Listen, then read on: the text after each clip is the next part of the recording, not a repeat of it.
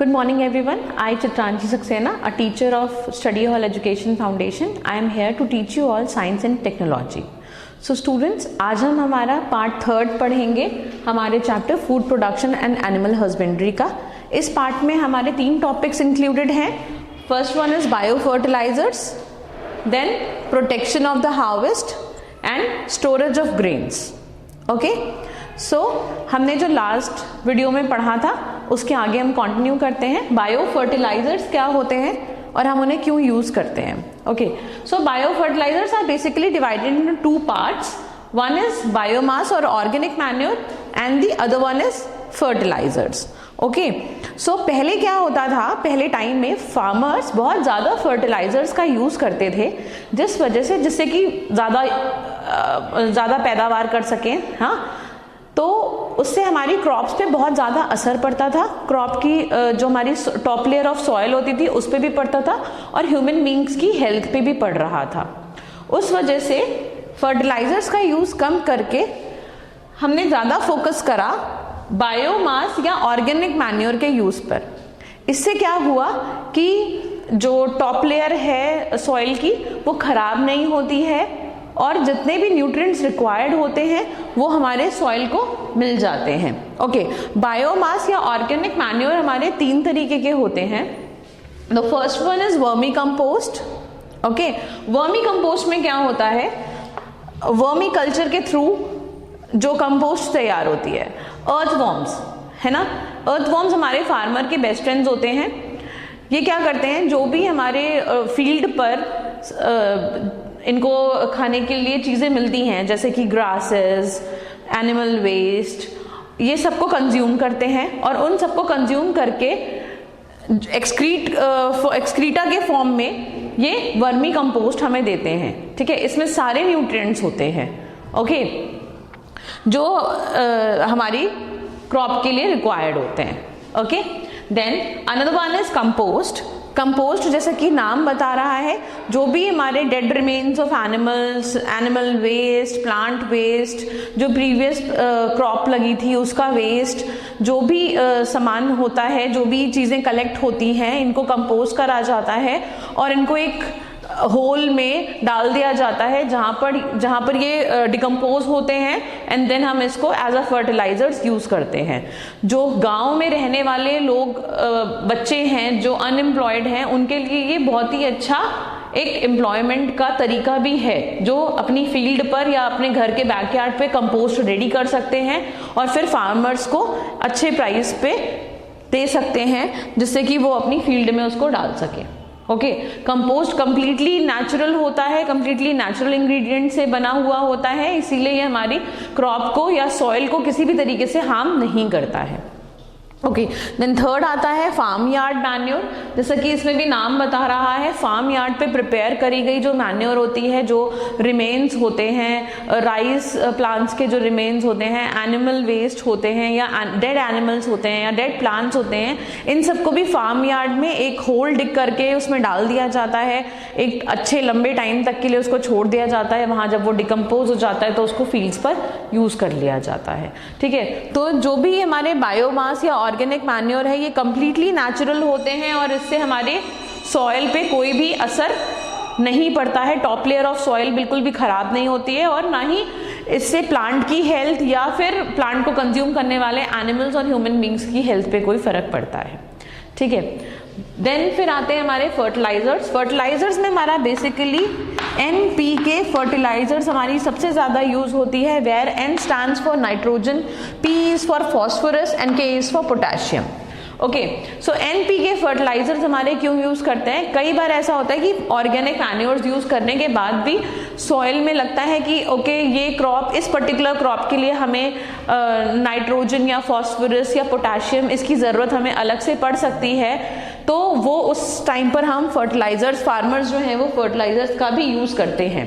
But fertilisers का use करते समय बहुत ही ज़्यादा प्रिकॉशंस लेने की ज़रूरत होती है, उन्हें बहुत ही कम अमाउंट में डालना होता है। अगर बहुत ज़्यादा अमाउंट में डाल देंगे तो क्रॉप खराब हो सकती है और वो ह्यूमन बींग्स और एनिमल्स की हेल्थ पे भी बहुत ही नेगेटिव इफेक्ट डालते हैं। ओके तो कई बार ऐसा होता है कि किसी क्रॉप में सिर्फ नाइट्रोजन की रिक्वायरमेंट है, और जैसे लेग्यूम क्रॉप्स है तो उसमें नाइट्रोजन की बिल्कुल भी रिक्वायरमेंट नहीं है, तो वहाँ पर सिर्फ फॉस्फोरस एंड पोटेशियम जो हमारा फर्टिलाइज़र है वो यूज़ होता है। तो इस तरीके से फर्टिलाइजर्स का सिलेक्शन भी हमें अकॉर्डिंग टू द क्रॉप करना पड़ता है, ठीक है। जैसा क्रॉप होगा वैसा फर्टिलाइजर या वैसे organic manure according to the crop हम यूज़ करते हैं, ठीक। अच्छा, फर्टिलाइजर का एक्सेस यूज करने से हमारे बहुत सारे तरीके के पॉल्यूशन हो सकते हैं, खास करके water pollution. Excess of fertiliser when mixed with water it cause biomagnification. Okay, ये हम लोगों ने पढ़ा था हमारे चैप्टर में। तो इस वजह से फर्टिलाइजर का यूज करते वक्त हमें बहुत ज़्यादा प्रिकॉशंस लेने पड़ते हैं। सो अगर हमसे पूछा जाए कि ऑर्गेनिक मैन्योर में और फर्टिलाइजर में क्या डिफरेंसेस हैं, तो ऑर्गेनिक मैन्योर जो है उसको हम फील्ड पे या अपने घर के बैकयार्ड पे जो है प्रोड्यूस कर सकते हैं, बट फर्टिलाइजर्स हमारी फैक्ट्रीज में ही प्रोड्यूस होती हैं। और ऑर्गेनिक मैन्योर हमारी कंपैरेटिवली थोड़ी ज़्यादा कॉस्टली पड़ती हैं, फर्टिलाइजर्स सस्ती पड़ती हैं। ऑर्गेनिक मैन्योर कंप्लीटली नेचुरल होती हैं और सॉइल पे कोई भी असर नहीं डालती, टॉप लेयर ऑफ सॉइल को कोई भी नुकसान नहीं पहुंचाती हैं। बट ऑर्गेनिक मैन्योर्स जो हैं वो उतनी अच्छी ईल्ड भी नहीं दे पाती हैं जितनी फर्टिलाइजर्स देते हैं। But fertiliser top layer of soil को ज़्यादा, उसका excess use top layer of soil को खराब कर सकता है, और फर्टिलाइजर्स जो हैं वो एक लिमिटेड क्वांटिटी में ही हमें यूज करने हैं, उसके बाद उसका नेगेटिव इम्पैक्ट हमें देखने को मिलता है। बहुत ज़्यादा हमें चेक रखना पड़ता है अगर हम फर्टिलाइजर्स का यूज़ कर रहे हैं। तो ऑर्गेनिक मैन्योर के में ऐसा नहीं है, उसमें हमें कोई चेक रखने की ज़रूरत नहीं। अगर हम ऑर्गेनिक मैन्योर यूज़ कर रहे हैं तो उसकी एक्सेस क्वांटिटी हो जाने पर भी कोई खास कुछ फ़र्क नहीं पड़ता है, कोई नेगेटिव फ़र्क नहीं पड़ता है। अच्छा, ऑर्गेनिक मैन्योर लॉन्ग लास्टिंग होती है, मगर फर्टिलाइजर्स बहुत कम टाइम के लिए ही हमारे को फ़ायदा देंगे, उसके बाद हमें उसका रीयूज़ करना पड़ेगा। बट हमें ये चेक रखना, इसकी नॉलेज होनी बहुत ज़रूरी है कि हमें इसको रीयूज़ हम कब कर सकते हैं, फॉर कितनी ड्यूरेशन के बाद हम उसका रीयूज़ कर सकते हैं। अच्छा, इसका स्टोरेज में हमें कोई प्रॉब्लम नहीं आती है, बट फर्टिलाइजर्स के स्टोरेज में बहुत बड़ी प्रॉब्लम ये है कि अगर वो बिल्कुल भी एयर या मॉइस्चर के कॉन्टैक्ट में आता है तो ये फर्टिलाइजर खराब हो सकता है, ठीक है। तो this is the organic manure and fertilizers, इनके बीच का डिफरेंसेस है। अच्छा, ओके, उसके बाद आता है हमारा प्रोटेक्शन ऑफ द हार्वेस्ट। अब हमने इरिगेशन कर दिया, हमने फर्टिलाइजर्स डाल दिए, अब आता है कि हम प्रोटेक्ट कैसे करेंगे हार्वेस्ट को। ओके, तो प्रोटेक्शन हमारा दो चीज़ों से हमें करना बहुत इंपॉर्टेंट है। एक तो हमें वीड्स को कंट्रोल करना पड़ता है, और दूसरा हमारा जो भी पेस्ट या डिजीजेस होते हैं उनसे हमें अपने क्रॉप को बचाना होता है। ओके, तो वीड्स क्या होते हैं? फर्स्ट ऑफ ऑल, वीड्स हमारे वो अनवांटेड ग्रास या वो अनवांटेड प्लांट्स होते हैं जो हमारे क्रॉप के साथ ग्रो करना स्टार्ट कर देते हैं, और वीड्स हमारे बिगनिंग से ही ग्रो करने लगते हैं। तो वीड्स को रिमूव करने के तरीके हैं, एक तो हम उनको मैनुअली रिमूव कर सकते हैं, ठीक है, हम उन्हें प्लग आउट कर सकते हैं, ठीक है, और दूसरा हम वीडीसाइड्स का यूज़ कर सकते हैं। अगर हमारी प्लांट ग्रो कर चुकी हैं और फिर हमें हमारे वीड्स आ गए तो भी हम उन्हें मैनुअली निकाल सकते हैं, और अगर हमारे ज़्यादा अमाउंट में आ रहे हैं तो वीडीसाइड्स का यूज़ कर सकते हैं। बट वीडीसाइड्स हमें बहुत ही कम क्वांटिटी में यूज़ करने हैं, जिससे कि वो हमारी क्रॉप पे असर ना डाले, ठीक है। अच्छा, वीड्स रिमूव करना ज़रूरी क्यों होता है? वीड्स रिमूव करना इसलिए ज़रूरी होता है क्योंकि हमारे क्रॉप के साथ ही ग्रो करना स्टार्ट करते हैं, और जो सॉइल है उसमें जो न्यूट्रिएंट्स हैं जो हमारे क्रॉप को मिलने चाहिए कंप्लीटली, वो ये कंज्यूम ना कर ले, इसके लिए हमें इनको रिमूव करना ज़रूरी होता है। और इन्हें टाइम टू टाइम हमें चेक करना पड़ता है कि वीड्स, अनवांटेड ग्रास या अनवांटेड ये वीड्स प्रोड्यूस तो नहीं हो रहे हैं, तो हमें इन्हें टाइम टू टाइम हमें मैनुअली या थ्रू वीडीसाइड्स हमें इन्हें रिमूव करना होता है। Okay, control of crop paste and diseases. Crop में पेस्ट लगने का, इंसेक्ट का जो खतरा है वो बहुत ज़्यादा होता है। ये तीन तरीके से होता है बेसिकली। फर्स्ट है कि ये जाकर के स्टेम को, ब्रांचेस को या रूट्स को हार्म करेंगे इंसेक्ट्स और उनको खा जाएंगे। सेकंड है ये उनके सेलुलोज को खा जाएंगे, किसी भी एक पार्ट पे जाकर के प्लांट के सेलुलोज को खा जाएंगे, तो उस प्लांट का जो ईल्ड है वो समझ लीजिए चला गया, या फिर उसमें होल्स कर देंगे, ब्रांचेस में होल्स कर देंगे, ठीक है। तो इंसेक्ट्स को हमें रिमूव करना या पेस्ट को रिमूव करना हमें बहुत इंपॉर्टेंट है। इंसेक्टिसाइड्स का यूज़ करते हैं हम उनको रिमूव करने के लिए, जिससे कि हमारी क्रॉप में इंसेक्ट्स या पेस्ट ना लगें, कोई भी डिजीज फ्री प्लांट हो हमारा, जिससे कि हमारी ईल्ड बेटर हो सके, ठीक है। तो इसके लिए हम इंसेक्टिसाइड्स का यूज़ करते हैं, या फिर अगर हमें मालूम चल रहा है कि हम सीड सिलेक्शन के टाइम पे, जब मैंने आप लोगों को इसके पहले पार्ट में पढ़ाया था सीड सिलेक्शन के टाइम पर हम ऐसे सीड्स का यूज़ करेंगे जो डिजीज़ फ्री हों, या ऐसे प्लांट से हमें मिले हों जो हेल्दी प्लांट है, ऐसे सीड्स का हम यूज़ करते हैं। तो उससे भी हमारा डिजीजेस से और पेस्ट से हमारा प्लांट बचा रहता है। जो कॉमन डिजीजेस हैं वो रस्ट राइस प्लांट में और राइस स्मट होता है, ये कॉमन डिजीजेस होते हैं, rust and smut, okay.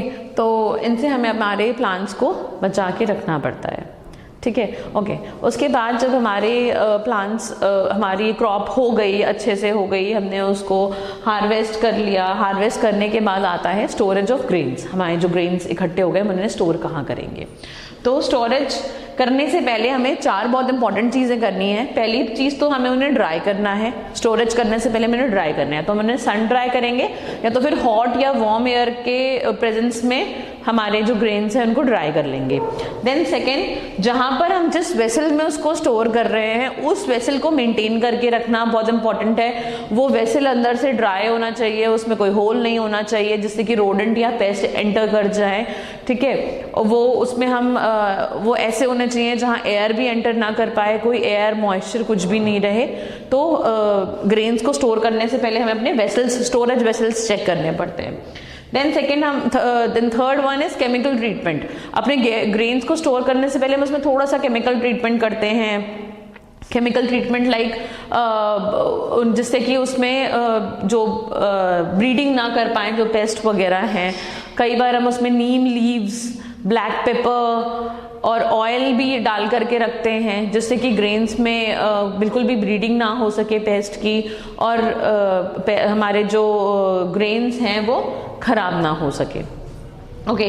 Then vessels related to storage, जो हमारे जहाँ पर जिन वेसल्स में हम स्टोरेज कर रहे हैं, ये वेसल्स भी अब नए नए डिज़ाइंस के आने लगे हैं। ऐसे जहाँ पर बिल्कुल भी एयर या मॉइस्चर एंटर नहीं कर पाता है, ऐसे वेसल्स हमारे आने लगे हैं। और ऐसे वेसल्स को हम क्रिएट करना पड़ता है जहाँ पर हमें ग्रेन स्टोर करना है, जिससे कि वो जो भी हमारे ग्रेन्स हैं वो हमारे लंबे टाइम तक हम उन्हें स्टॉक कर सकें, और वो जो भी ग्रेन्स हमने स्टोर करे हैं वो paste free, germ free, rodent free रह सके, है ना।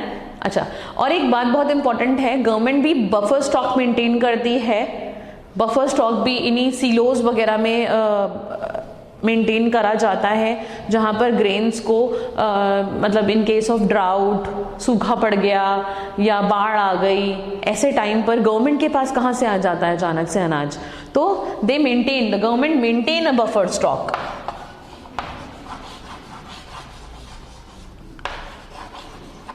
अच्छा, अब जो ये बफर स्टॉक मेंटेन हो रहा है, ये काफ़ी लंबे टाइम के लिए मेंटेन करा जाता है।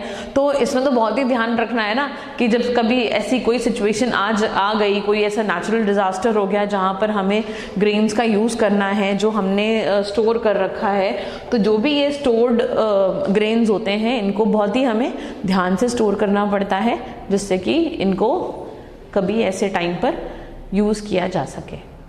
Okay, so that's it for today's video. Thank you.